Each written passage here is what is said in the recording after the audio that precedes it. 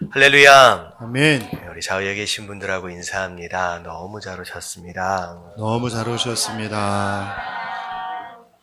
네, 감사합니다. 자, 오늘 말씀은 이제 삶과 말씀 오늘 함께 살펴보도록 하겠습니다. 자, 빌립보서 2장 13절 말씀 같이 한번 읽어볼게요. 시작. 너희 안에서 행하시는 이는 하나님이시니 자기의 기쁘신 뜻을 위하여 너희에게 소원을 두고 행하게 하시나니. 네, 이 말씀이 어떻게 보면 오늘 말씀의 전체적인 내용을 요약해서 이제 하고 있는 말씀입니다. 자, 쭉 살펴보면 하나님이 그분의 역사를 계시하시는 것은, 그분의 역사를 계시한다라고 하는 것은 하나님께서 지금 어떤 일을 하고 계시는지, 그리고 어떤 계획들을 가지고 계시는지 우리에게 알려주신다라고 하는 것이죠. 그렇게 우리에게 알려주신다라고 하는 것은 당신으로 하여금 동참하라고 뭐 하시는 거예요? 초청하시는 것이라는 거죠. 하나님께서 이런 일을 하고 계시네. 하나님께서 이런 계획들을 가지고 계시네 라고 내가 깨달아졌다, 알아졌다 라고 하는 것은 아는 것에 머물러 있는 게 아니라 무엇인가 나에게 기대하시는 게 있다는 거죠. 자, 오늘 제목이 주도권은 누구에게 있어요? 하나님께 있다라는 제목으로 우리 함께 말씀을 살펴보도록 하겠습니다. 자, 첫 번째 패러그래프 같이 한번 읽어볼게요. 다 같이 시작. 성경 전체에 걸쳐 언제나 주도권은 하나님이 가지십니다. 하나님은 누군가에게 오실 때 언제나 자기 자신과 그분의 활동을 계시하세요. 그 계시는 그의 인생을 하나님께 조종하라는 그 사람을 향한 하나님의 초청입니다. 하나님을 만났던 사람 중에 이전처럼 그대로 있던 자는 없었어요. 그들은 하나님께 순종하는 삶을 살기 위해 자신의 삶을 크게 조정해야 했습니다. 네, 하나님께서 그분 자신에 대하여 그리고 그분이 하고 계시는 일들에 대하여 누군가에게 알려주셨다라고 하는 것은 그것 자체로만도 하나님께서 그 사람을 초청하셨다라고 하는 이야기가 된다는 겁니다. 자, 그랬을 때 이런 초청을 받은 사람 가운데 어떤 누구도 이전에 있었던 그 자리, 이전에 하고 있었던 그 일들을 그대로 하고 있었던 사람들은 없었다라고 하는 거죠. 이제 그 삶 가운데 굉장히 큰 조정과 변화들이 일어났다라고 하는 겁니다. 자, 이런 내용들은 사실 어떻게 보면 인생 전체의 방향을 바꾸게 되는 큰 변화, 큰 조정을 이야기할 수도 있지만 우리가 우리 인생 가운데 아주 잘 자란 순종의 삶, 바로 그런 삶들까지도 사실 포함한다라고 생각하시면 될 겁니다. 이런 얘기를 계속 우리가 듣다 보면 마치 하나님께서 나를 초청하시면 내가 모든 걸 다 내려놔 버리고 뭐 아프리카를 가버린다든지 어디를 해버리는데 굉장히 큰 조종과 변화가 꼭 있어야 되는 것처럼, 하지만 그런 변화가 있는 사람들이 있는가 하면 때로는 우리 삶 가운데 자잘한 그런 변화들과 순종들을 이런 상황들을 통하여 요구하실 때도 있다라고 하는 거죠. 그래서 큰 것들과 작은 것들을 함께 우리가 살펴볼 필요가 있습니다. 큰 것들만 막 너무 이제 거기에만 집중하게 보면 이제 조금 이제 포커스가 좀 이상해지니까 마치 나랑은 전혀 상관이 없는 말씀처럼 들려질 수 있다는 거죠. 자, 두 번째 패러그래프를 보면 하나님은 주권자이시다. 하나님께서 주인 되시고 모든 권한과 권위를 하나님께서 모두 가지고 계신다는 겁니다. 나는 나의 삶을 늘 하나님 중심으로 살려고 노력합니다. 왜냐하면 내 인생의 걸음을 누가 지도하세요? 하나님께서 지도하신다. 그분은 언제나 원하는 것을 이루기 위해 주도권을 가지고 계시기 때문입니다.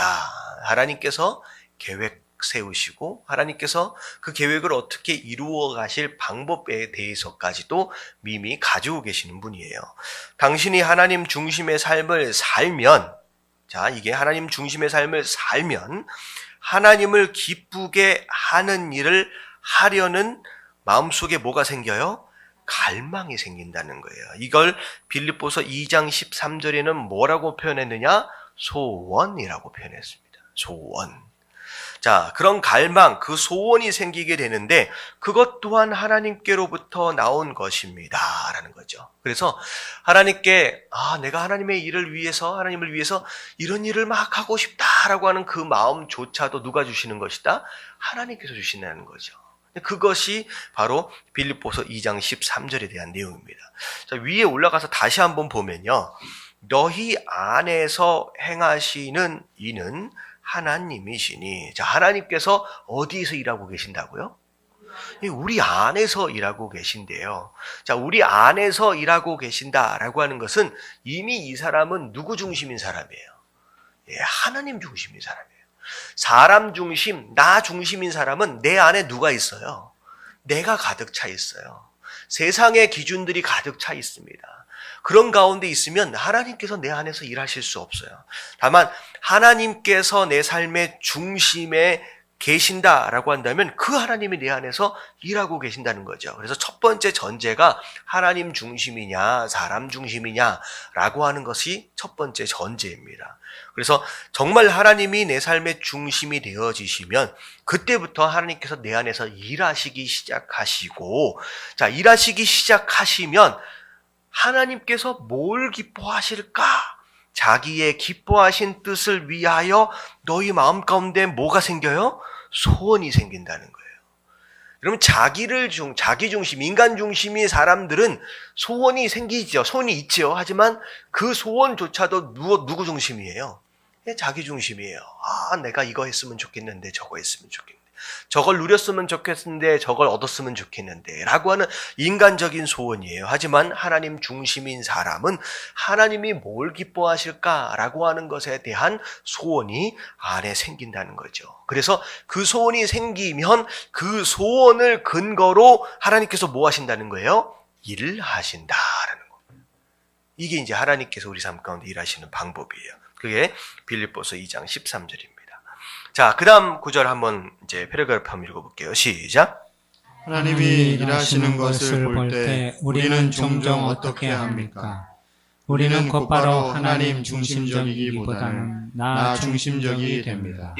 자, 하나님께서 어떤 일을 딱 하고 계신다라고 하는 걸 깨닫는 순간 가장 먼저 우리 마음 가운데 찾아오는 변화, 이제 생각은 뭐냐면 하나님의 생각과 하나님의 계획과 내 생각이나 내 계획이 같다는 거예요, 다르다는 거예요? 다르다라는 걸 느끼게 됩니다. 그러기 때문에 먼저 포기해야 할 내 것에 먼저 집중하게 돼요. 그러니까 하나님께서 어떤 일을 하시는지를 내 삶 가운데 보여주세요. 그러면 딱 보여주시는 순간 내가 하나님과는 다른 길을 가고 있구나. 내가 하나님과 상관이 없는 어쩌면 다른 것에 집중하고 있구나라고 하는 걸 깨닫게 됩니다. 근데 중요한 건 뭐냐면 그 일에 초청을 받는 순간 내가 가지고 있는 것들을 내려놔야 된다는 거예요. 그랬을 때 지금까지 이것들을 위해서 얼마나 투자했고 얼마나 힘써왔느냐라고 하는 것이 점점 크면 클수록 포기하기가 쉬워요, 어려워요?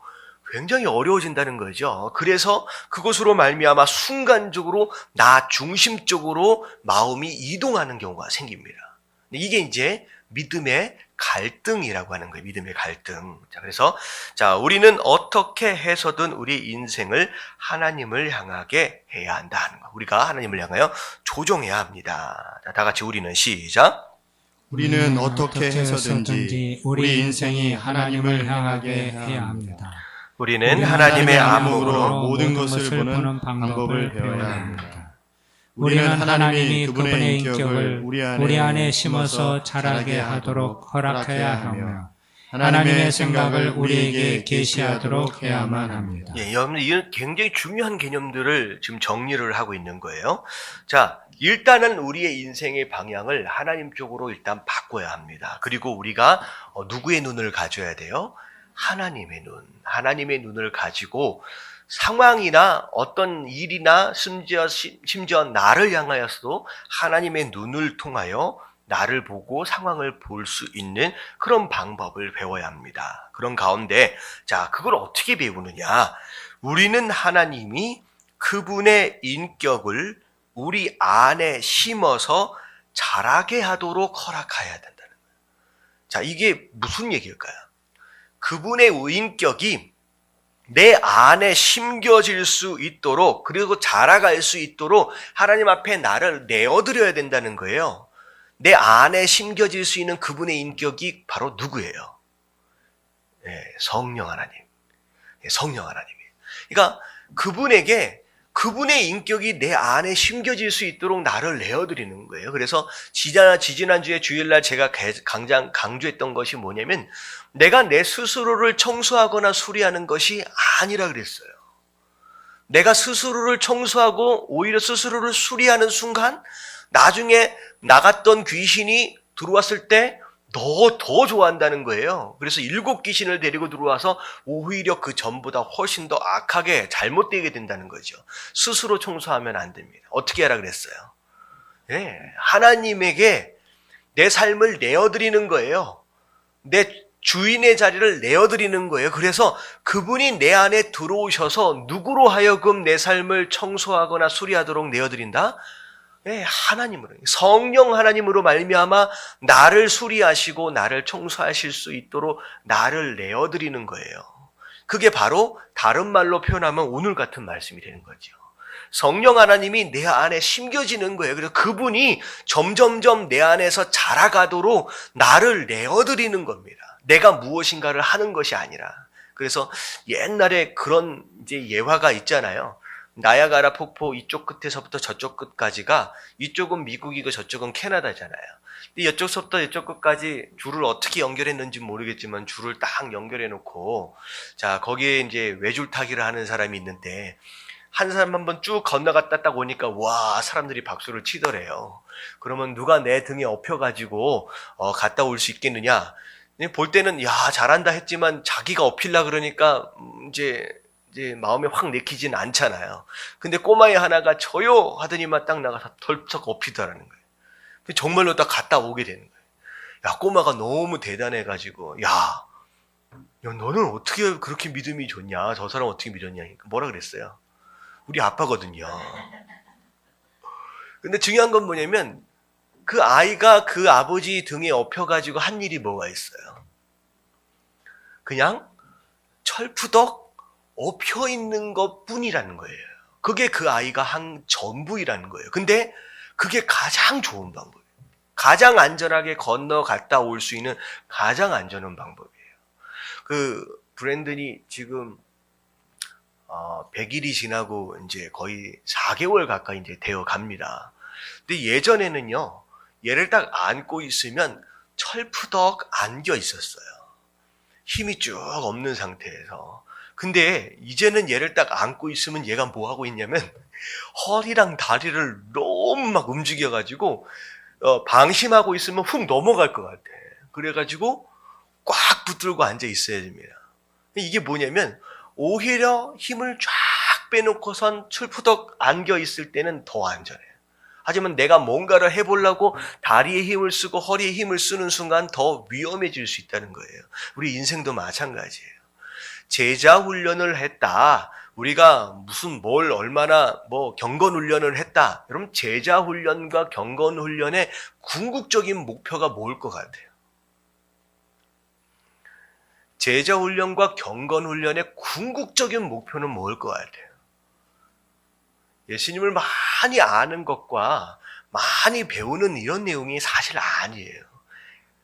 가장 궁극적인 목표는 예수 그리스도 안에서 힘을 빼는 것을 배우는 것이 제자훈련과 경건훈련의 궁극적인 목표입니다. 이 제자훈련과 경건훈련을 잘못 받은 사람하고 대화를 해보면요, 굉장히 교만해져 있어요. 제가 굉장히 많이 아는 것처럼. 여러분, 이건 잘못 받은 거예요.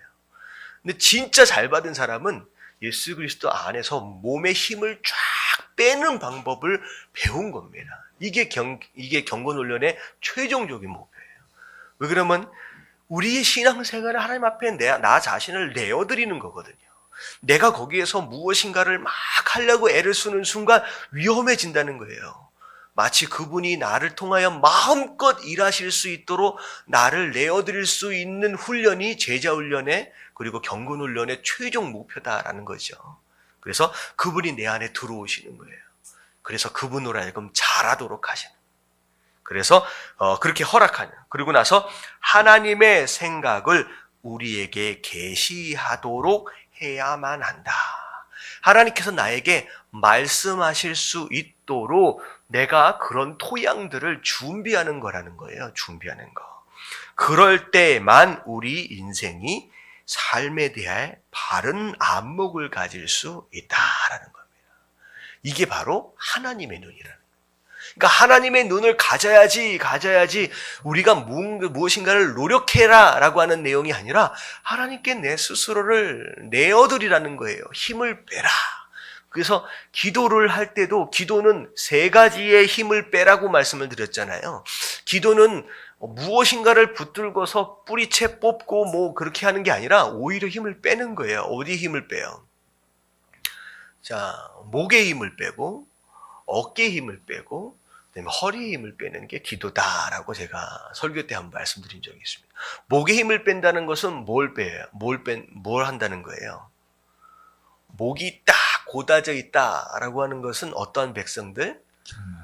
교만한 백성. 목이 고는 백성, 교만한 마음이에요. 그러니까 기도다라고 하는 것은 우리가 기도를 하면 할수록 겸손해질 수밖에 없어요. 그러니까 고개가 숙여지는 거예요. 목의 힘을 빼는 겁니다. 그리고 어디에 힘을 빼는 거예요? 어깨에다 힘을. 어깨에다 딱 힘준다는 것은 내가 뭐 할 만하다는 거예요. 혼자서 살아볼 만하다. 강한 척, 괜찮은 척, 튼튼한 척 하는 거죠. 근데 어깨 힘을 쭉 뺀다라고 하는 것은 뭐냐면 하나님 나가 아픕니다.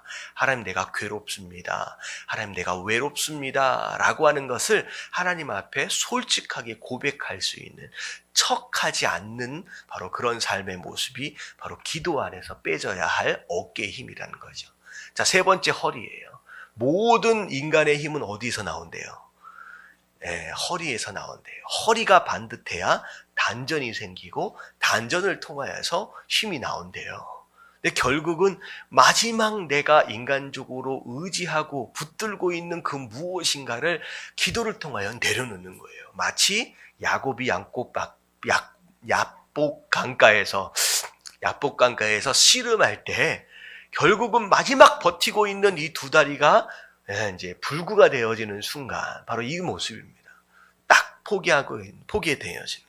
근데 결국은 기도는 힘을 얻는 게 아니라 오히려 힘을 빼는 것으로 말미암아 그분이 나를 통하여 무엇이든 할 수 있는 상태로 만들어 놓는 것이 기도의 궁극적인 또 결과일 수 있다는 거죠. 자, 이해되어지시죠? 그렇게 되면 그분이 무엇이든지 나한테 말씀하실 수 있는 상태가 되어질 수 있고, 그럴 때 그분의 말씀을 어떤 상황에서든 들을 수 있는 상황이 되는 거예요. 그럴 때 우리 눈이 진짜 하나님의 마음과 하나님의 눈으로 이제 세상을 볼 수 있는 상태가 되는 거죠. 자, 그 다음 한번 읽어볼게요. 뒤옆장 넘어가서. 자, 하나님 중심의 삶, 시작. 하나님 중심의 삶을 살면 당신은 바로 하나님이 하는 일 곁에서 살게 될 것입니다. 하나님이 당신 주위에서 일하시는 것을 보면 당신은 기쁨에 들떠 속으로 이렇게 생각할 것입니다. 하나님 아버지 감사합니다. 저를 당신이 일하시는 곳에 참여하게 하시니 감사합니다. 자, 하나님의 눈으로 세상을 보게 되는 순간 하나님께서 지금 내 곁에서 무슨 일을 하고 계시는지가 보이기 시작한대요. 자, 보인다라고 하는 것은 초청되었다라고 하는 것입니다.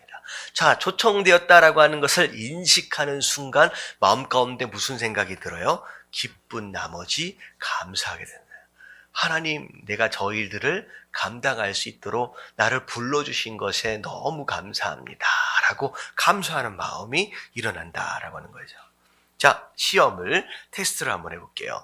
자, 당신이 하나님의 뜻을 알고 행하는 데 있어서 누가 주도권을 가지고 있나요? A, 시작. 제가요. 하나님은 제가 하나님을 위해 무엇을 할 것인지 정할 때까지 기다리십니다. 자, B, 2번 시작. 하나님이요. 하나님께서 하시고자 하는 일에 동참하도록 저를 초청하십니다. 자, 어느 게 답일 것 같아요? 네, B입니다. 좀 너무 어렵진 않죠. 자, 내가 하나님을 위해 무슨 일을 할지를 계획하거나 준비해서 오라고 하나님께서 말씀하시지 않았다는 거죠. 그건 하나님께서 하시는 일이라는 거죠. 하나님께서 주도권을 가지고 계십니다. 다만 우리는 동참하고 그 초청에 응하기만 하면 돼요. 자, 2번. 하나님이 당신에게 하나님의 계획과 목적을 가르쳐 주시는 모든 방법에 표시하십시오 라고 나와 있어요. 자, A 같이 한번 읽어볼게요. 시작. 하나님이 벌써 제 주위에서 일하고 계심을 보여주십니다. 자, 맞는 것 같아요? 틀리는 것 같아요? 예. 방금 위에서 읽었던 그 내용이죠. 하나님께서 내가 하나님의 눈을 갖는 순간 내 주변에서 하나님께서 어떤 일들을 하고 계시는지를 그분이 보여주신다 그랬어요. 보여주신다고. 그러니까 A가 이제 정답이 되겠죠. 자, B는 어떤가 한번 보세요. 시작. 성경을 통해서 말씀하시고 저희 마음에 와 닿게 하셔서 진리를 실제 삶에 적용하게 하십니다. 자, 맞아요? 틀려요? 맞아요. 예, 맞죠. 하나님 말씀인 성경을 통하여 말씀하신대요. 그리고 그 말씀이 나에게 주시는 말씀이구나 라고 마음에 딱 와닿는 순간 실제적인 삶 가운데 적용할 수 있는 그런 상태가 되는 거예요. 그게 또 하나님 말씀하신 또 방법들 중에 하나입니다. 자, B도 정답이겠죠. 자, C 다 같이 시작. 기도할수록 하나님의 뜻을 이루고자 하는 소망이 커지게 하십니다. 자, C는 어떤 것 같아요? 네, 맞죠. 기도를 하면 할수록 하나님의 뜻이 이거구나. 하나님께 날 삶 가운데서 이런 일들을 하기 원하시구나 라고 하는 그런 소망과 소원과 그런 갈망들이 막 부풀어 오른다는 거죠. 자, D번 시작. 저에게 기회의 문이 열리도록 주의 환경을 조성하십니다. 자, 이건 어떤 것 같아요? 네, 내가 굳이 노력하지 않았음에도 불구하고 누군가에게 이야기하지 않았음에도 불구하고 그 사람들, 그 환경들이 하나님께서 열어주심으로 인하여서 자연스럽게 조성되어지는 상황들이 있다라는 겁니다. 자, 그래서, 하나님이 항상 주도권을 잡으십니다. 자, 그래서 1번의 답은 B가 되겠죠. 하나님은 우리가 하나님을 위해 무엇을 할 것인지 정할 때까지 기다리시는 분이 아니에요. 그걸 요구하시는 분도 아니라는 거죠. 하나님이 우리에게 오시기로 정하면 하나님이 원하시는 대로 우리 인생을 조정하고 하나님이 쓰시도록 자신을 내어놓을 때까지 기다리십니다. 오히려 뭘 기다리시느냐? 계획을 세워가지고 올도록 기다리는 것이 아니라 우리가 스스로 하나님의 방향으로 뭐 하도록? 조종할 수 있도록 하나님의 방향으로 우리가 조종할 수 있도록 순종할 수 있도록 그때를 하나님께서 기다리고 계신다라고 하는 것이죠. 자, 그래서 2번의 답은 A, B, C, D 모두가 하나님의 계획과 목적을 우리에게 보여주시는 방법이에요. 하나님 우리에게 말씀하시는 방법이에요. 자, 근데 보세요.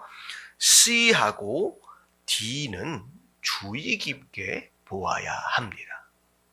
C하고 D는 왜냐하면 자기중심적인 사람은 하나님의 뜻과 자기의 이기적인 욕망을 혼동하는 경향이 있대요.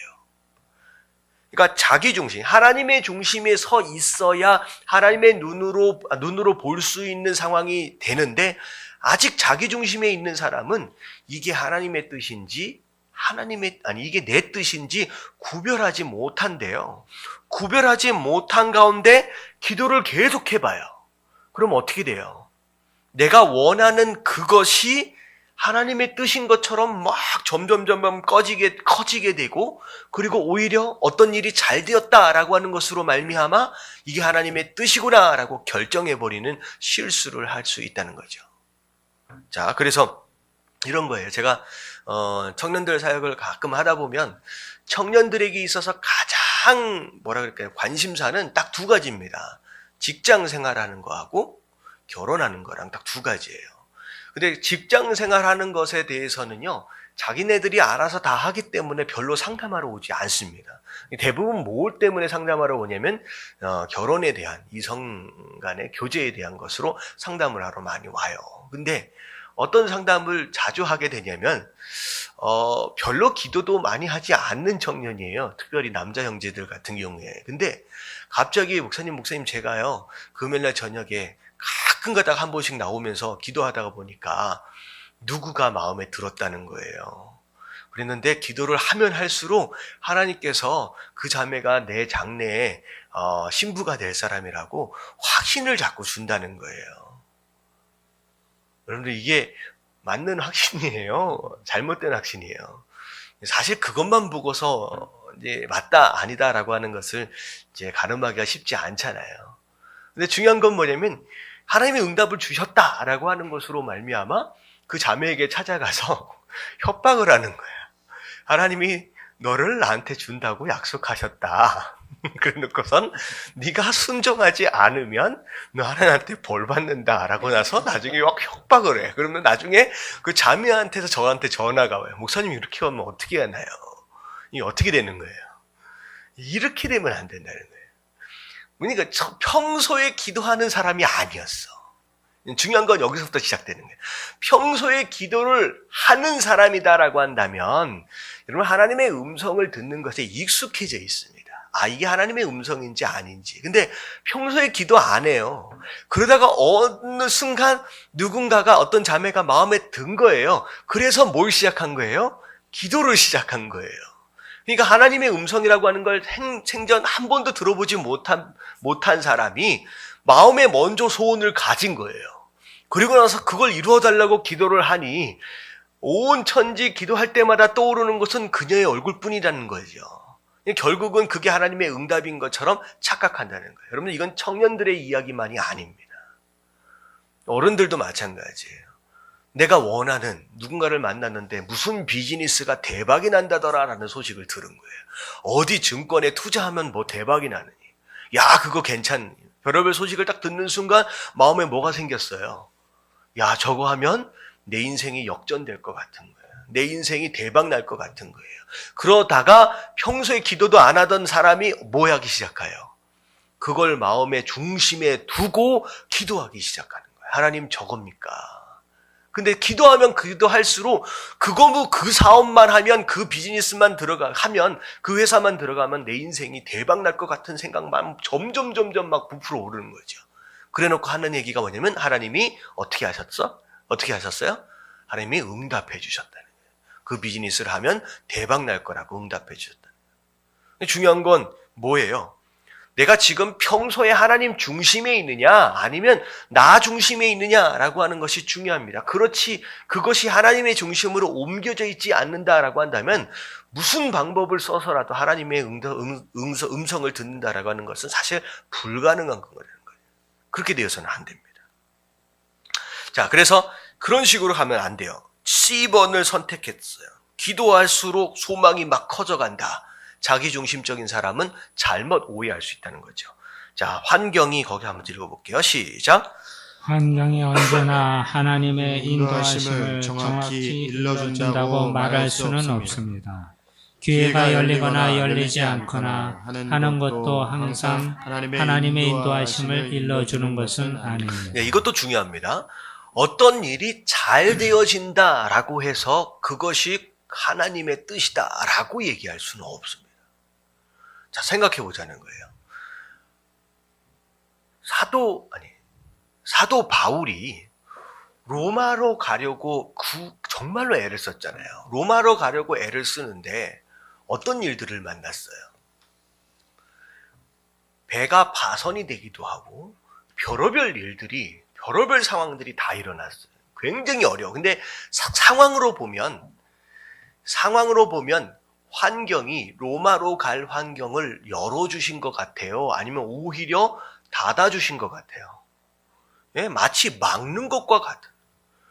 그러니까 환경이 열려져서 문이 열려져서 척척척척 만사형통 계획되어진 대로 다 되어진다라고 그것이 하나님의 뜻이다라고 생각한다라고 한다면 바울은 로마로 가면 돼요? 안 돼요? 안 되는 거예요. 안 되는 거예요. 심지어 바울이 베드로가 예루살렘으로 들어간다라고 했을 때 어떻게 했어요? 많은 예언하는 자들이 어떻게 했어요? 가면 잡힌다. 마치 무엇과 같아요? 가면 안 된다라고 하는 것 같다는 거죠. 그래서 상황이 잘 되어지고 풀려나간다라고 해서 그것이 꼭 하나님께서 열어주신 길이다라고만 얘기할 수는 없다라는 거죠. 그래서 C하고 D, 때로는 그렇게 인도하실 수도 있지만 언제나 그렇지 않다라고 하는 것을 항상 마음 가운데 염두에 둬야 합니다. 그래서 그래서 방법이 뭐냐? C하고 D는 불안한 거예요. 어찌 보면 50대 50입니다. 그래서 하나님의 인도하심을 명확하게 하기 위해서 어떻게 해야 되냐? 당신이 하나님이 인도하고 계신다고 생각하는 방향에 대해서 뭐 해야 돼요? 기도, 말씀, 환경 모두가 일치하고 있는지 확인해 봐야 한다는 거예요. 가운데 뭐가 끼었어요? 말씀이 끼었어요. 그러니까 기도도 때로는 응답 자체가 내 감정에 의해서 내가 응답을 잘못 받을 수도 있거든요.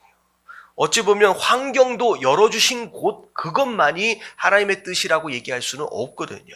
근데 중요한 건 뭐냐면 수천 년, 수만 년이 지나도 절대 변하지 않는 누구의 말씀? 하나님의 말씀을 통하여 이게 맞느냐 아니냐라고 하는 것을 반드시 테스트해봐요. 점검하는 시간들이 있어야 합니다. 근데 이 말씀으로 점검하라 그러니까 누가 그런 얘기를 하더라고요. 그렇게 했대요. 이게 성경을 이렇게 해가지고 눈을 감고서 이렇게 해서 따란 펴가지고 딱 손으로 찍는 거야. 그래서 주신 말씀이 오늘 나에게 주신 말씀이다. 이렇게 선택할 수 있어요, 없어요? 어렵습니다. 이렇게 하라는 게 아니에요. 이렇게 하라는 게 아니다는 거죠. 뒤에 좀 더 설명을 더 드릴게요. 다 같이 한번 읽어볼게요. 당신은 시작. 당신은 아직도 속으로 이렇게 얘기하고 있을지 모릅니다. 다 좋은 얘기지. 그러나 나에게는 좀 더 실제적으로 이 개념들을 내 삶에 적용시킬 수 있는 도움이 필요해. 어떤 경우에든 하나님은 당신의 방법보다 하나님을 의지하기를 요구하세요. 문제는 방법이 아니라 하나님과의 관계입니다. 여기 동그라미 치세요. 어떻게 하면 하나님의 음성을 들을 수 있을까? 응답을 들을 수 있을까?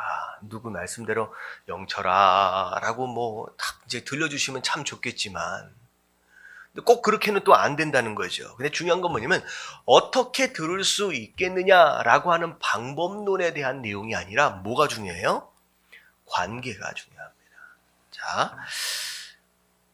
기도와 믿음으로 하나님과 동행하는 삶을 살게 된 한 사람의 예를 함께 살펴봅시다. 조지 뮬러에 대한 내용이 쭉 나오는데요. 일단은 먼저 방법론이 아니라 관계다라고 얘기하는 것을 조금 더 구체적으로 좀 설명을 드릴게요. 제가 아까쯤에 배우자를 선택하는 것이나 사업을 결정하는 것이나 라고 했을 때 가장 먼저 전제되어져야 할 것이 무엇이었느냐라고 하는 것을 말씀드릴 때 무엇이라고 말씀드렸냐? 사람 중심이냐 하나님의 중심이냐. 중심이 어디 있냐라고 하는 게 중요해요. 그 다음에 제가 뭘 자꾸 말씀을 드렸느냐? 평소에 뭐 하지 않았다? 기도하지 않았다는 거예요. 여러분 기도 응답도 마찬가지고 그리고 말씀을 통하여 확인되어지는 작업도 마찬가지고 기도도 말씀도 평소가 중요합니다. 여러분 말씀을 통하여 응답하신다라고 하는 것은요. 여러분 갑자기 어떤 말씀이 불쑥 떠올라서 그 말씀인가 보다라고 생각되어지는 것 그걸 얘기하는 게 아니에요. 그게 지금 여기서 뭐라고 얘기했느냐 하나님과의 관계라는 거예요. 평소에 기도해야 했었다. 평소에 말씀에 익숙해져야 했었다라고 하는 것은 곧 영적으로 얘기하면 평소에 누구와의 관계? 하나님과의 관계를 굉장히 밀접하게 하고 있었다라고 하는 거예요. 그러니까 말씀해 보면 양은 누구의 음성을 알아들어요? 목자의 음성을 듣습니다. 그러니까 양이 내 목자의 음성이 무엇인지 어떤 음성인지를 알아들으려면 방법은 딱 하나뿐이에요. 그 목자의 음성에 최대한 자주 노출되어지는 것으로 말미암아 뭐 하는 거예요? 익숙해져야 합니다. 여러분, 이 방법밖에 없어요.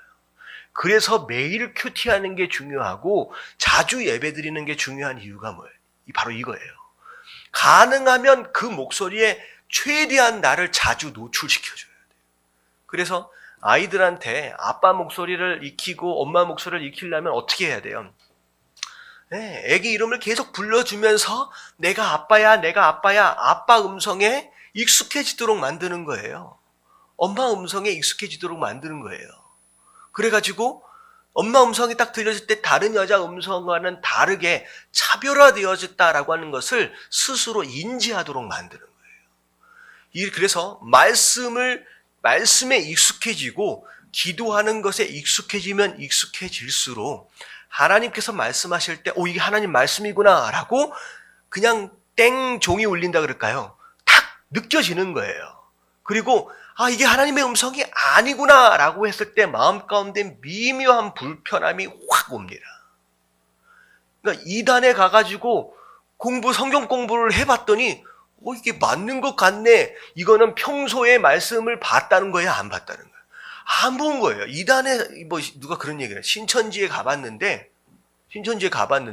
성경 말씀을 배우는데 다 맞는 것 같다는 거예요.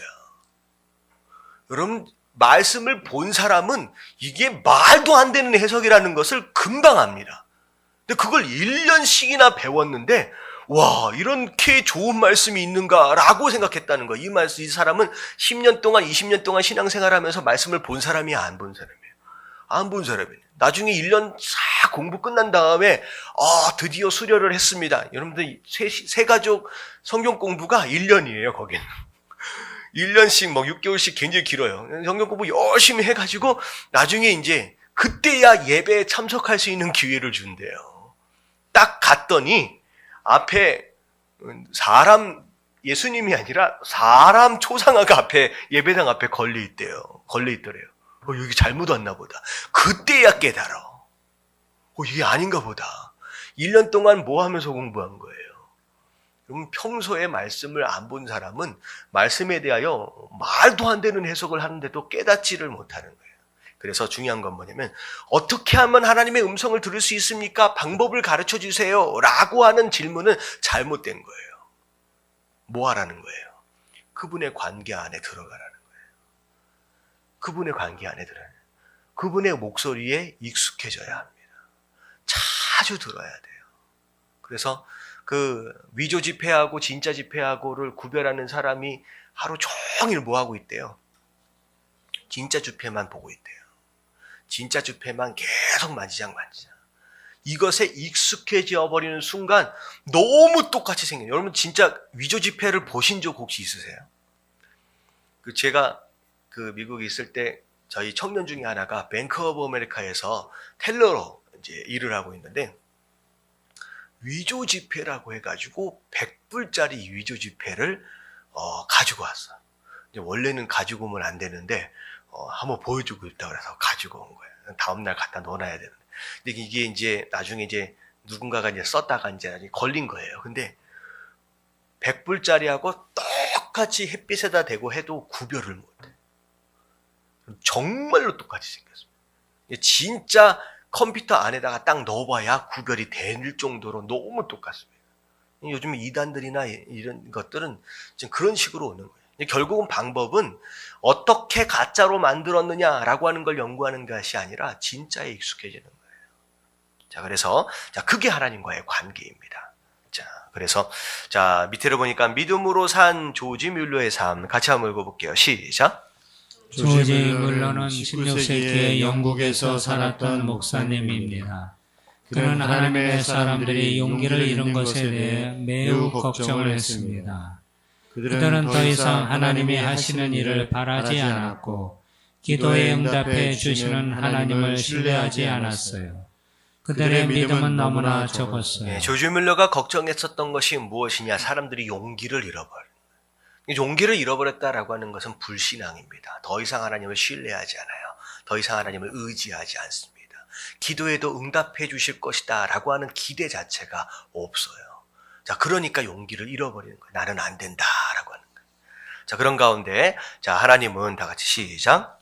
하나님은 뮬러가 기도하도록 인도하기 시작했어요.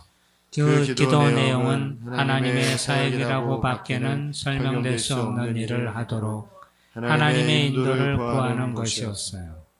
뮬러는 하나님이 신실하시며 기도에 응답하시는 분이라는 것을 사람들이 알기를 원했어요. 그는 시편 82편 10편을 읽었습니다. 내 입을 크게 열라 내가 채우리라.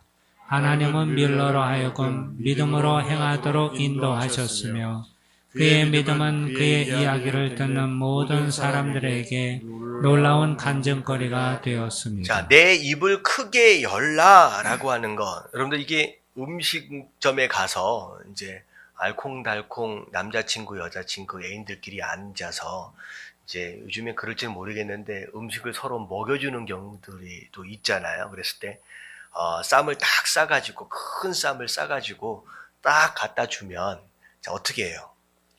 이 사람이 입을 벌리잖아요. 여러분 입을 벌린 이유가 뭐예요? 자 지금 저 남자가 싸준 그 쌈이 지금 나를 향하여 가까이 오고 있는데 자 생각해보세요. 가까이 오고 있는데 이 쌈을 누구의 입에 넣어줄 거라고 하는 믿음이 있기 때문이에요. 예, 내 입에 넣어줄 것이다 라고 하는 믿음이 있기 때문에 입을 벌리는 거예요. 여러분 입을 벌리는 행동 자체는 단순한 게 아니에요. 하나님을 향하여 입을 벌려라 라고 하는 내용은 뭐냐면 그분이 나에게 주실 것이다. 무엇인가를 주실 것이다 라고 하는 것에 대한 기대와 믿음이 있기 때문에 입을 벌리는 거예요. 그리고 내게 들어올 그 무엇인가가 클 것이다 라고 믿는다 라고 한다면 입을 그 크기에 맞춰서 어떻게 할 거라는 거예요? 더 크게 벌릴 것이라는 거죠. 근데 지금 이 당시에 뮬러가 살고 있던 당시에 하나님께서 그들이 기도를 응답하실 것이다 라고 하는 것에 대한 믿음이 없던 당시입니다. 입을 크게 벌리라 라고 하는 거. 결국은 믿음으로 받을 준비를 하라 라고 하는 거예요. 그러면 내가 어떻게 하실 거다? 내가 채울 것이다 라고 말씀하시는 거예요. 자, 하나님은 뮬러로 하여금 다 같이 시작. 거기 읽었죠. 하나님 뮬러로 하여금 믿음으로 행하도록 인도하셨습니다. 그래서 믿음이 뭐냐라고 하는 것과 그리고 그 믿음으로 어떤 응답들을 받느냐라고 하는 것들을 세상 사람들에게 보여주시는 것으로 말미암아 결국은 하나님이 하시는구나, 하나님이 살아계시는구나 라고 하는 것들을 경험하도록 하셨다라는 거죠. 자, 그래서 뮬러는 다 같이 시작. 뮬러는 하나님이 어떤 일을 하라고 인도하심을 느꼈을 때 그것에 필요한 자원에 대해서 하나님께만 기도하려고 다른 누구에게도 알리지 않았어요. 왜 그렇게 했을까요? 하나님께만 기도했어요. 다른 사람들에게 알리지 않았어요. 왜냐하면요, 다른 사람들에게 알리면 사람이 그 음성을 통해 움직일 수 있기 때문에 딱 하나님만 음성을 들으시고 하나님만 움직일 수 있도록 철저하게 오히려 다 그렇게 격리되어져서 이렇게 기도했다는 거죠. 다 같이 그는 시작. 그는 하나님께서 기도와 믿음의 응답으로만 모든 필요를 채워주심을 모든 사람이 알기를 바랐던 것입니다. 브리스톨에서 사역할 때 그는 성경 보급과 기독교 교육을 위한 기관을 창설했어요. 또한 고아원도 운영하기 시작했어요. 뮬러는 세상을 떠날 때까지 4개의 고아원을 운영하며 10,000명이 넘는 고아들을 돌보았습니다. 그는 기도의 응답으로 그에게 기부된 800만 불이 넘는 돈을 사람들에게 나누었어요. 그가 93세에 세상을 떠났을 때 그의 수중에는 전 재산은 800불에 지나지 않았습니다. 그래서 하나님이 하셨구나, 하나님이 하시지 않고는 도저히 설명이 불가능한 일들을 뮬러를 통하여 하나님이 하셨다는 거죠. 근데 뮬러는 뭐 하는 사람이었다? 기도하는 사람이었다라는 겁니다. 자, 다음은 뮬러가 어떻게 하나님과 마음이 통하는 관계를 갖게 되었는지, 자, 어떻게 하나님의 음성을 구별할 수 있게 되었는지를 살펴보세요. 뮬러 자신이 지적 간추린 내용입니다. 자, 뮬러가 한 내용입니다. 자, 첫 번째 같이 한번 읽어볼게요. 시작. 처음에 저는 하고자 하는 일에 대하여 제 마음에 제 뜻이 한치라도 남아있지 않는 상태가 되기를 구합니다. 보통 사람들이 가진 문제 중 90%는 여기에서 시작됩니다. 우리의 마음이 하나님의 뜻을 행하려는 자세를 가지고 있을 때 문제의 90%는 이미 해결된 것입니다. 자, 어찌 보면 이 상황 자체는 기도할 때의 우리의 마음의 자세입니다. 자, 기도할 때, 하나님 앞에 구하며 나아갈 때에 하나님 꼭 이것이 들어주셔야 합니다. 라고 고집 부릴 만한 무엇인가를 내버려 두지 않는다라고 하는 거예요. 그 결과에 대해서 하나님 앞에 다 맡기는 거예요. 그러니까 내가 무엇인가가 바라는 게 있고 하나님께서 주신 마음이 있다라고 했을 때 그것을 그 무엇인가를 내가 움켜쥐어서는 안 된다는 거예요. 최대한 내 마음을 비우고 그리고 마지막에는 결국은 뭐냐면 하나님께서 어떤 결정을 내려주시든 나는 감사함으로 뭐 하겠습니다? 순종하겠습니다. 라고 하는 그 마음의 자세가 굉장히 중요합니다. 그렇지 않으면 내 자신을 내려놓거나 내 자신을 비우지 않으면 그것 자체가 응답 자체를 가로막게 되는 거예요. 내 생각과 하나님의 생각을 이제 혼돈하게 되는 상황이 벌어지는 거죠. 그래서 이 작업이 어찌 보면 가장 중요한 작업입니다. 기도할 때. 90%가 대부분의 많은 사람들의 90%가 이것 때문에 갈등한다는 거죠. 자, 그리고 나서 자, 두 번째 시작. 이것이 된 후에 저는 제 느낌이나 감상의 결과를 맡겨놓지 않습니다. 그렇게 하면 제 자신이 큰 착각에 빠지기 때문입니다. 자, 느낌과 감정에 지나치게 무게를 실지 않는 겁니다. 내가 좋아한다, 내가 싫어한다 라고 하는. 왜 그러면 느낌이나 감정 자체는 상황에 따라 끊임없이 변하고 있기 때문입니다. 근데 오늘 하루도 마찬가지예요. 아침에 딱 일어나는 순간부터 지금 이 순간까지 내 감정과 느낌이 몇 번 정도 바뀌었을까요? 아마 셀 수도 없을 거예요. 순간적으로 1초, 2초 사이에서도 내 마음과 생각들이, 느낌들이 바뀌고 있는데 하나님의 음성과 응답을 내 느낌과 감정에 무게를 싣는다. 그걸로 기준을 삼는다라고 하는 것만큼 위험한 일은 없을 것이라는 거죠. 자, 세 번째 시작. 저는 성령님의 뜻을 성경에서 혹은 성경과 관련해서 찾습니다. 성령님과 말씀은 언제나 조화를 이루어야 합니다.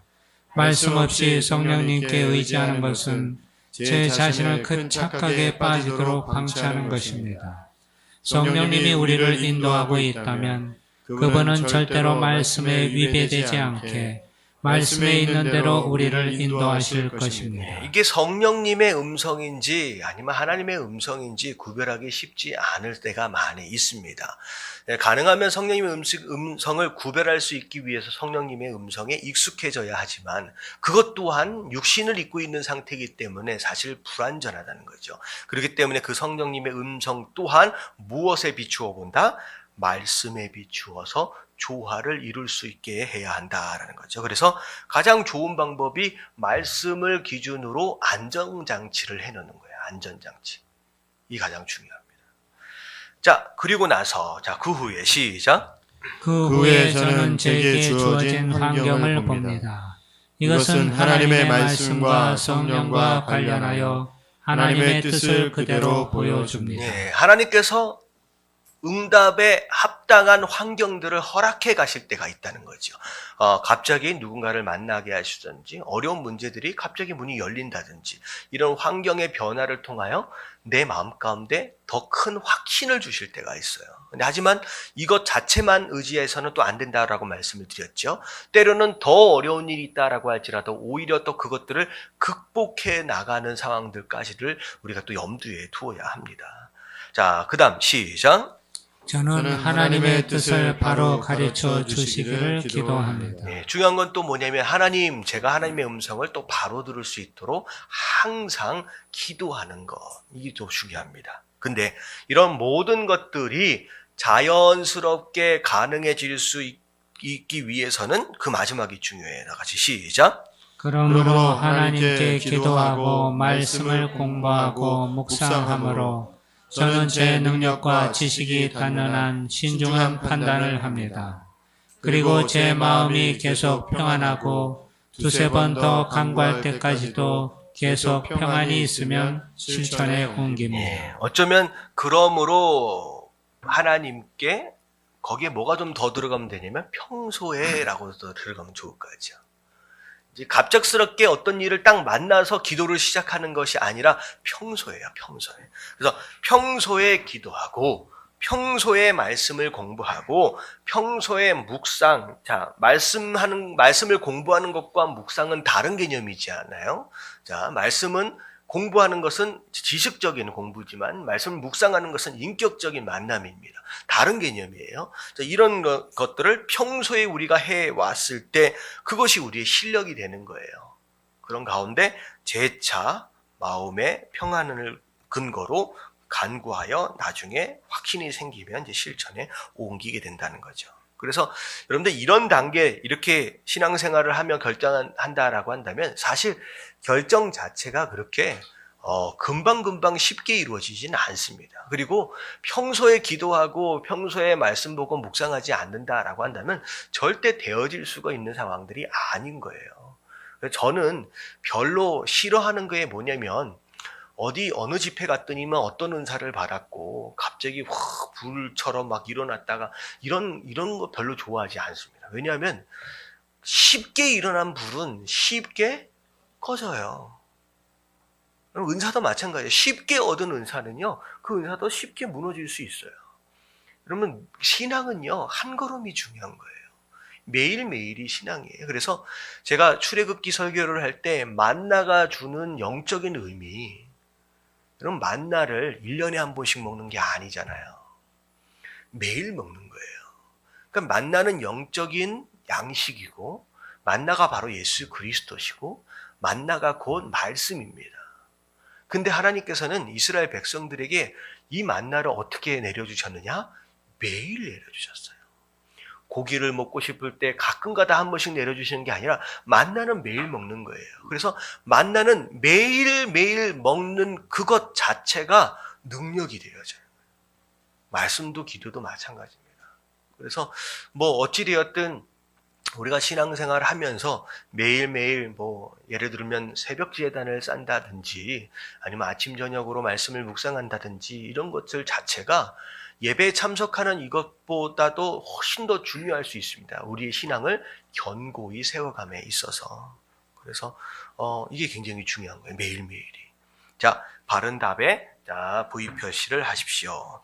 자, 뮬러는 하나님의 뜻을 찾고자 할 때 어떻게 시작했나요? 자, A 시작. 그는 하나님을 위하여 자기가 무엇을 해야 할지를 정했습니다. 어떻게 했어요?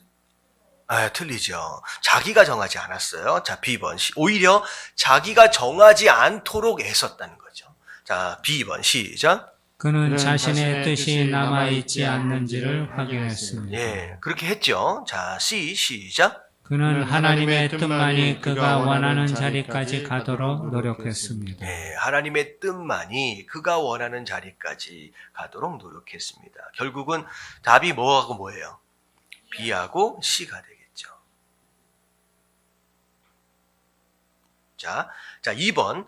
뮬러가 착각이나 틀린 방향으로 인도할 가능성이 있다고 한 것은 무엇입니까? 1번, A번 시작.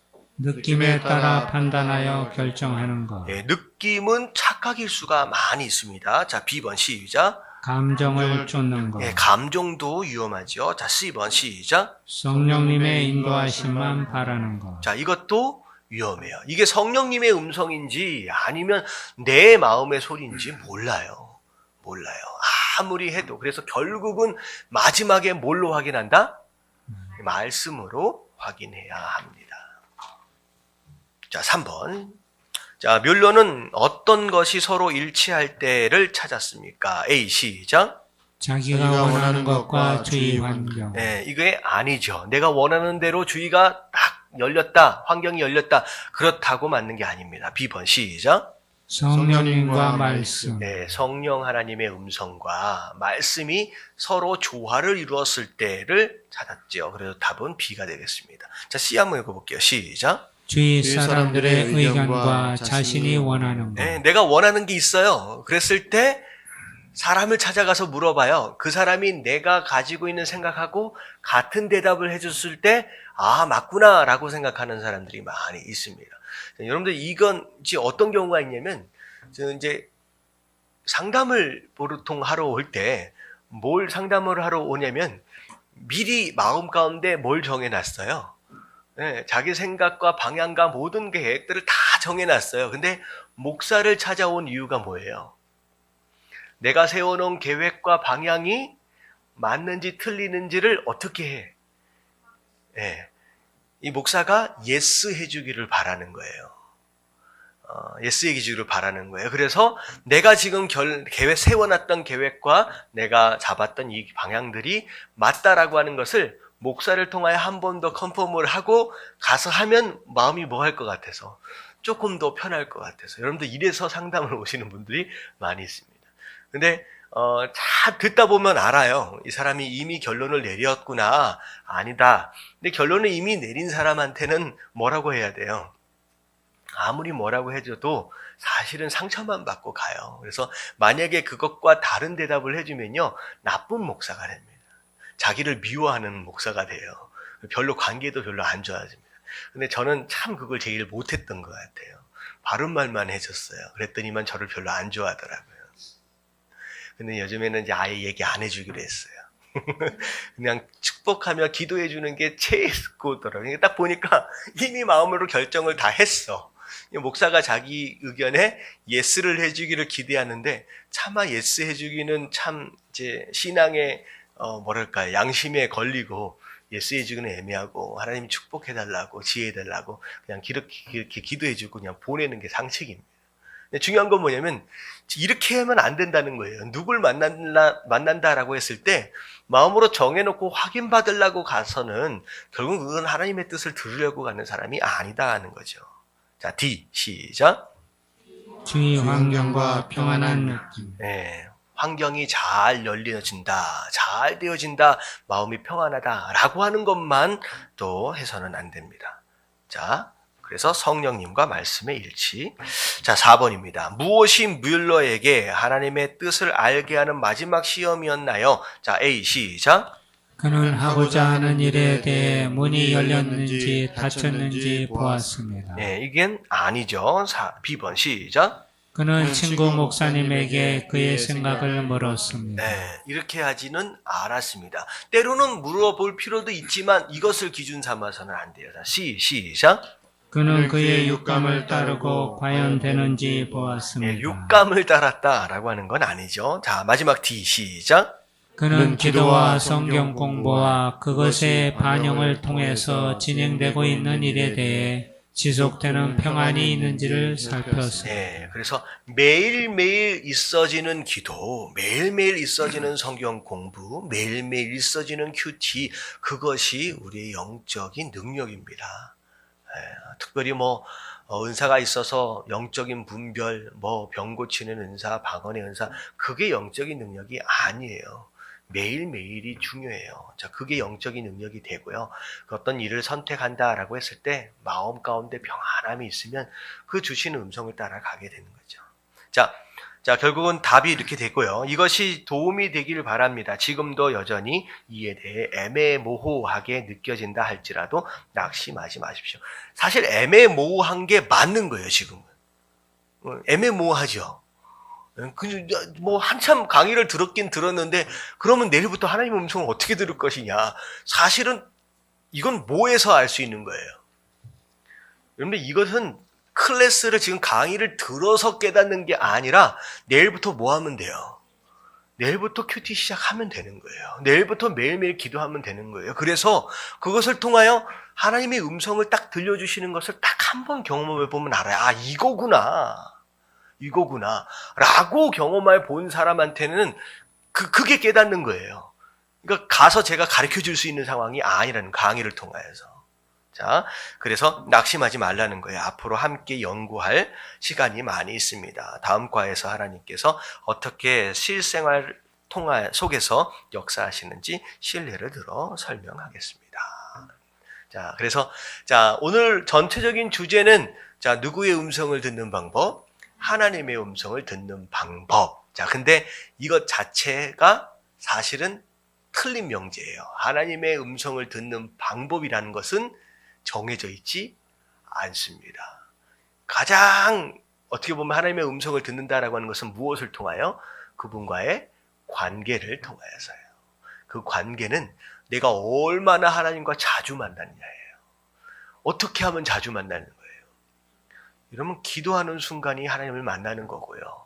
이런 큐티하고 말씀을 공부하는 시간이 하나님을 만나는 것이고, 바로 이렇게 예배를 드리는 이 시간이 하나님을 만나는 시간이에요. 그래서 최대한 나 스스로를 하나님의 임재 가운데 자주 노출시키는 겁니다. 그래서 익숙해져야 돼요.